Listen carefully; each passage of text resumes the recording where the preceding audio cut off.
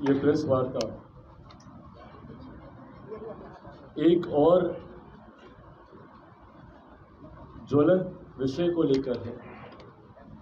खैर वो विषय लंबे समय से बिहार में चल रहा है, पर उसका एक और पक्ष जिस तरीके से उभर कर सामने आया, ये हमारे प्रदेश की चिंताओं को और ज़्यादा बढ़ाता है।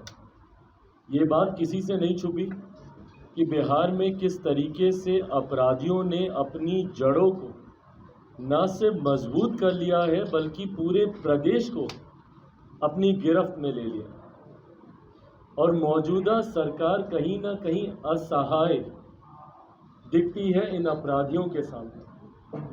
और मुझे कहने में इस बात को कहीं कोई संदेह नहीं है कि कई जगहों पर तो संरक्षण प्राप्त है इन अपराधियों को बिहार सरकार का। पर आज नहीं 2 दिन पहले जिस तरीके से एक और घटना सामने आई, ये अपराधियों के मनोबल को और इस सरकार की नाकामियों को उजागर करता है। अगर पुलिस अधिकारियों की हत्या अगर हमारे प्रदेश में होने लग जाए तो आप बताइए भैया, बिहारी कहाँ जाएगा? अभी तक तो आम बिहारियों की हत्याएं हो रही थी, गरीब किसान मजदूरों की हत्याएं हो रही थी, व्यवसायिकों की हत्या हो रही थी। पर आज जिस तरीके से अपराधियों की गोली के शिकार अब अधिकारी होने लग गए हैं, जो पुलिस विभाग में लंबे समय से कार्यरत हैं, जब उन लोगों की अब हत्या की जा रही है, क्या इस पर भी मुख्यमंत्री नीतीश कुमार जी खामोश रहेंगे? आम बिहारी मरते हैं तो इनको फर्क नहीं पड़ता, पर आज जब इन्हीं के विभाग के लोगों की हत्या की जा रही है, तब भी अगर मुख्यमंत्री खामोश रहेंगे तो ये प्रदेश कहाँ जाएगा? भाई, जिनकी जिम्मेदारी हम लोगों की रक्षा करने की है, आज उन्हीं लोगों की हत्या की जा रही है। मैं जिक्र कर रहा हूँ जिस तरीके से नंदकिशोर यादव जी की हत्या कर दी गई 14 तारीख को समस्तीपुर के मोहनपुर में ओपी थाना अध्यक्ष के तौर पर ये वहाँ पे कार्यरत थे। 14 तारीख को इनकी हत्या की गई। 15 तारीख को ये जानकारी सामने आई। अब मुझे नहीं पता कि विलंब किया गया जानकारी देने में कि मुख्यमंत्री जी को भैया झंडा फहराना है, उससे पहले ये जानकारी सामने नहीं है, जो भी है। पर एक अधिकारी की हत्या हुई है यहाँ पे, जो प्रशासनिक सेवा में थे, जो बिहार प्रदेश के लोगों की सुरक्षा के लिए जो काम कर रहे थे। और ऐसे में अगर मुख्यमंत्री नीतीश कुमार जी, जो हमारे प्रदेश के गृह मंत्री भी हैं, अगर अब भी वो खामोश रहते हैं, तो आप बताइए कैसे मनोबल आप बढ़ाएंगे? बिहार पुलिस में जो लोग तैनात हैं, कैसे उनको इस बात का सुरक्षा का भाव मिलेगा भैया कि अगर आज हम जिनके लिए लड़ रहे हैं, कल को अगर हमारे साथ कुछ होता है तो ये सरकार हमारे साथ खड़ी है? क्या ऐसे में पुलिस में तैनात हमारे जवानों का, उनका मनोबल नहीं गिरेगा? क्या मुख्यमंत्री जी ने इसके खिलाफ एक शब्द बोलना ज़रूरी समझा, जाना ज़रूरी समझा, परिवार की उचित मदद करना ज़रूरी समझा? गृह मंत्री होने के बावजूद अपने ही विभाग के एक अधिकारी की हत्या पर आज मुख्यमंत्री मौन है। कल को बताइए ना भाई, प्रशासन के लोग क्यों जाएंगे, क्यों वो जाकर भिड़ेंगे अपराधियों से, जब उनके सामने इस तरीके के उदाहरण है कि भाई कल को हम मर भी जाएंगे तो हमारे परिवार का आंसू पोंछने वाला कोई नहीं है। और किस बात पर उनकी हत्या की गई? मवेशियों का के साथ जिस तरीके से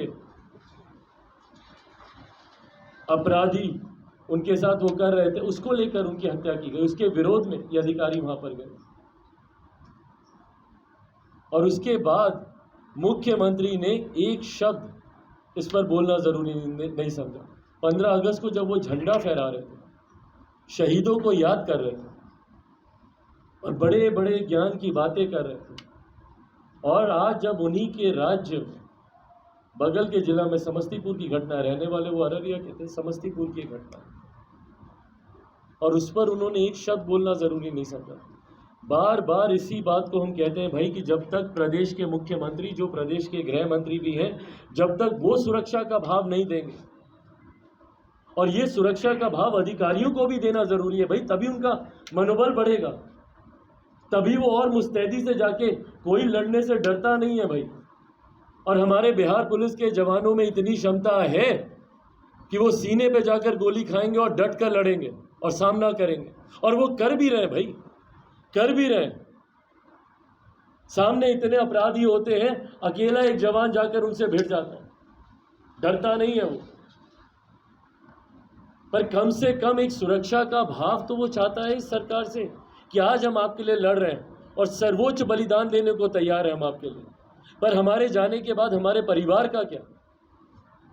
कम से कम कोई जाकर उनके आंसू तो पोंछ दे।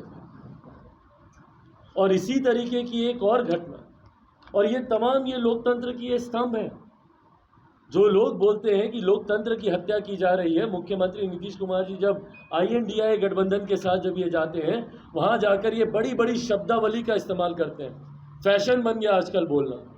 विपक्ष के लोगों को कुछ नहीं मिलता तो 2 शब्द इनके हर भाषण में आपको सुनाई देंगे। लोकतंत्र की हत्या हो रही है, संविधान खतरे में। मजाक है क्या ये देश? क्या ये देश इतना हल्का है कि इसमें कोई भी आएगा और लोकतंत्र की हत्या कर देगा? क्या डॉक्टर बाबा साहब भीमराव अंबेडकर का बनाया गया संविधान इतना कमजोर है कि बात बात में वो खतरे पे आ जाता है? और कौन लोग बात कर रहे हैं भैया लोकतंत्र की हत्या की? जो लोग बोलते हैं कि लोकतंत्र की हत्या की जा रही है, मुख्यमंत्री नीतीश कुमार जी जब INDI गठबंधन के साथ जब ये जाते हैं, वहां जाकर ये बड़ी बड़ी शब्दावली का इस्तेमाल करते हैं। फैशन बन गया आजकल बोलना। विपक्ष के लोगों को कुछ नहीं मिलता तो 2 शब्द इनके हर भाषण में आपको सुनाई देंगे। लोकतंत्र की हत्या हो रही है, संविधान खतरे में। मजाक है क्या ये देश? क्या ये देश इतना हल्का है कि इसमें कोई भी आएगा और लोकतंत्र की हत्या कर देगा? क्या डॉक्टर बाबा साहब भीमराव अंबेडकर का बनाया गया संविधान इतना कमजोर है कि बात बात में वो खतरे पे आ जाता है? और कौन लोग बात कर रहे हैं भैया लोकतंत्र की हत्या की? जिन्होंने खुद जनादेश का 2-2 बार अपमान करने का काम किया। 15 का जनादेश किसके लिए? महागठबंधन के लिए। सरकार किसके साथ चलाई? NDA के साथ। 20 का जनादेश किसके लिए? NDA के लिए। सरकार किसके साथ चला रहे? महागठबंधन के साथ। क्या ये लोकतंत्र की हत्या नहीं है? क्या बार बार आप जनादेश का आप अपमान कर रहे हैं?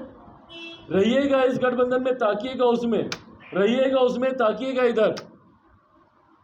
ये कैसा लोकतंत्र है भैया आपका? 5 साल तक आपको श्रद्धेय अटल जी याद नहीं आते। महागठबंधन में जा रहे हैं तो उनको आंख दिखाने के लिए, और दिल्ली तो गए थे ही आंख दिखाने, नहीं मतलब हकीकत में भी आंख दिखाने गए थे। एम्स गए थे अपने आंख का इलाज, क्योंकि बिहार के किसी अस्पताल पे इनका विश्वास है नहीं। एम्स में गए थे अपनी आंख का इलाज करा, पर आंख तो दिखाकर आई अपने गठबंधन को भी। दबाव की राजनीति। और ये लोग बोलते हैं भैया कि लोकतंत्र की हत्या हो रही है। लोकतंत्र के स्तंभ को ये लोग सुरक्षित नहीं रख पा रहे, अपने पुलिस के अधिकारियों को सुरक्षित नहीं रख पा रहे। पत्रकार, जो लोकतंत्र का चौथा स्तंभ है, पत्रकारों की हत्या हो रही है हमारे राज्य में। जिस तरीके से अररिया में, रानीगंज में, वहां पर जिस तरीके से विमल कुमार यादव जी की आज सुबह उनकी गोली मारकर हत्या कर दी गई। आपके राज्य में पत्रकार सुरक्षित नहीं है मुख्यमंत्री जी, आपके राज्य में पुलिस के अधिकारी सुरक्षित नहीं है, तो आम बिहारी तो बहुत दूर की बात है भाई। आम बिहारी ने तो अब आपसे उम्मीद तक छोड़ दी। जितनी हत्याओं पे अब हम जाते हैं, वहां के लोग खुद रोते हैं, खुद अपने आंसू पोंछ लेते हैं। मांग तक उन्होंने रखना छोड़ दिया कि भैया क्या मांग रखेंगे, क्या मिलेगा इस सरकार से हमें। उम्मीद बहुत बड़ी चीज होती है, और जब आप किसी की उम्मीद तोड़ते हैं, जब आप किसी की आस तोड़ते हैं मुख्यमंत्री जी, तो उसका सब कुछ मिट जाता है। आराम फरमा रहे हैं और इंतजार कर रहे हैं कि अगर कोई नेता उनको मिलने का समय दे तो भागे भागे जाएंगे मिलने के लिए। पर इनको इस बात की चिंता नहीं है कि आज आधा बिहार बाढ़ से ग्रस्त है और आधा सुखाड़ से ग्रस्त है। क्या कर रहे हैं मुख्यमंत्री उसके लिए? किसान जब तक आत्महत्या नहीं करेगा तो आप उसको उसका उचित मुआवजा नहीं दीजिएगा ना, भले बाढ़ में उसकी फसल गई हो या सुखाड़ में उसकी फसल गई हो। क्या आपने रिव्यू करना जरूरी समझा? कल हम जमुई गए थे, दिशा की बैठक हम वहां पे की। जमुई का एक एक व्यक्ति किसान परिवार से जुड़ा हुआ आकर हमको बोल रहा है कि भैया इस बार हम अपनी रोपनी नहीं करते। और जब हम उसी बैठक में जब हम अधिकारियों से जब हम जानकारी लिए, और प्लीज आप लोग भी ये कीजिए ताकि सरकार की पोल खुलनी जरूरी है, जब हम अधिकारियों से जब हम जानकारी लिए कि कितना रोपा हुआ है, तो बोलता है 75%। सोचिए 75%। दक्षिण बिहार जहां पे पानी का इतना अभाव रहा है वहां पर ये लोग बोल रहा है 75%, और कई प्रखंड तो ऐसे जहां पे 95%, 98%, ऑन एन एवरेज 80-85%, 80-85।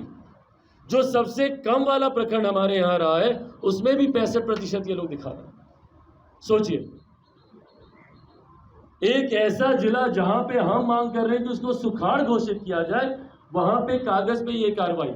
अधिकारी से पूछे कि भैया कौन गया था सर्वे के लिए, तो हम वीडियो के माध्यम से करवा लेते। वीडियो से पूछे कि भैया कौन गया था, तो हम फलाना से करवा लेते। कोई जमीन पर नहीं गया। कितने इनके अधिकारी हैं भैया जो गर्मी में निकलते हैं, धूप गर्मी पसीने में? देखे किसी अधिकारी को इनके? मुख्यमंत्री को खुद देखे कभी एक माथे से बूंद टपक जाए उनकी पसीने की? गाड़ी का शीशा कभी उनका खुला देखे हैं? मंच पर बिना एसी बिना पंखे के उनको बैठे हुए कभी देखे हैं? और ये लोग सर्वे करेंगे किसानों का। इन लोगों के पास जानकारी होगी भैया कि किसानों की क्या वहां पे रोपनी हुई या नहीं हुई? और ये ऐसी फर्जी रिपोर्ट बना बनाकर ये लोग किसानों को उनके अधिकारों से दूर रखते हैं। आज किसान भुखमरी के कगार पर आ गया जो अन्नदाता हमारा।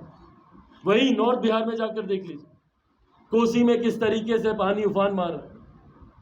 क्या कर रहे हैं मुख्यमंत्री जी? प्रिवेंटिव मेजर्स हैं इनके पास? कोई नहीं।